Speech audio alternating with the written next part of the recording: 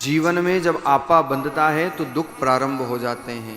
इसलिए भरत जी ने काम तो अच्छा किया, लेकिन इतने आसक्त हो गए उस हिरण में कि अपने जीवन का भजन कीर्तन भक्ति सब छोड़ दी। अंतिम क्षणों में हिरण की स्मृति रही तो महाराज हिरण बन करके आना पड़ा। लेकिन पूर्व जन्म के संस्कार अच्छे थे तो याद रही कि मैं आसक्ति की वजह से मुझे हिरण बनना पड़ा। अब की बार सोच लिया कि अब मैं किसी के प्रति आसक्ति नहीं करूंगा। जैसे तैसे वो हिरण की योनि तो पूर्ण हो गई। पहले क्षत्रिय कुल में जन्म लेकर के आए थे, अब की बार फिर जन्म लेकर के आए ब्राह्मण कुल में, फिर नाम भरत पड़ा, लेकिन अब की बार जड़ भरत के नाम से ये प्रसिद्ध होते हैं। जड़ भरत नाम में ही जड़त्व और जड़त्व का ही इनका जीवन महाराज। ऐसा जड़त्व का जीवन, इन्होंने किसी के प्रति आसक्ति नहीं रखी, न घर के प्रति, न परिवार के प्रति, न संसार के प्रति, क्योंकि पूर्व जन्म का स्मरण संस्मरण याद था। और दूध का जला छाछ भी फूंक फूंक के पीता है। पता था कि एक बार आसक्ति रखी तो हिरण बनना पड़ा, अब मैं किसी के प्रति आसक्त नहीं होऊंगा। और ऐसा इनका जीवन, शरीर के प्रति भी आसक्ति नहीं।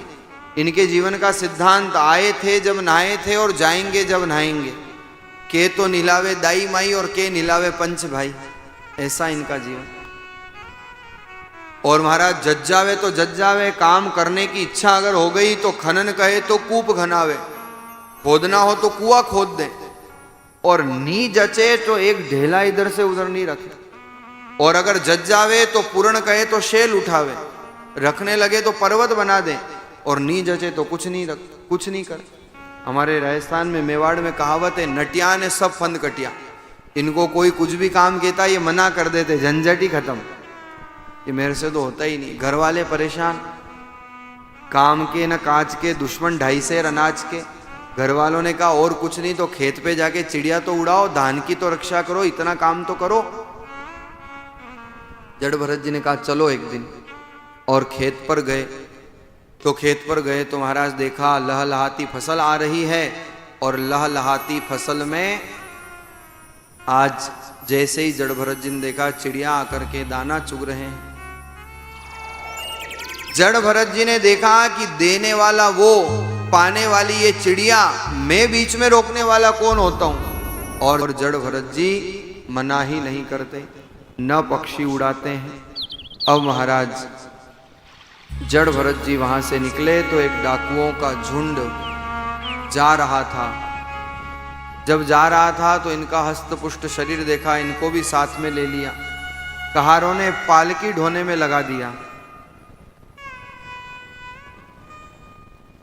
पालकी ढोने लगे, लेकिन पालकी ढोते ढोते इधर महाराज डाकुओं का जो एक झुंड था, उन्होंने देखा हष्टपुष्ट शरीर है और ये पकड़ करके डाकुओं का सरदार ले गया।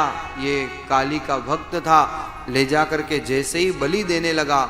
जड़ भरत जी तो वैष्णव भक्त थे, जैसे ही माता जी के सामने गए और बलि देने लगे, साक्षात माँ जगदम्बा का आविर्भाव होता है। देवता लोग पुष्पों की बरसात करते हैं, जय जयकार करते हैं। बोलिए जगदम्बे मात की जय।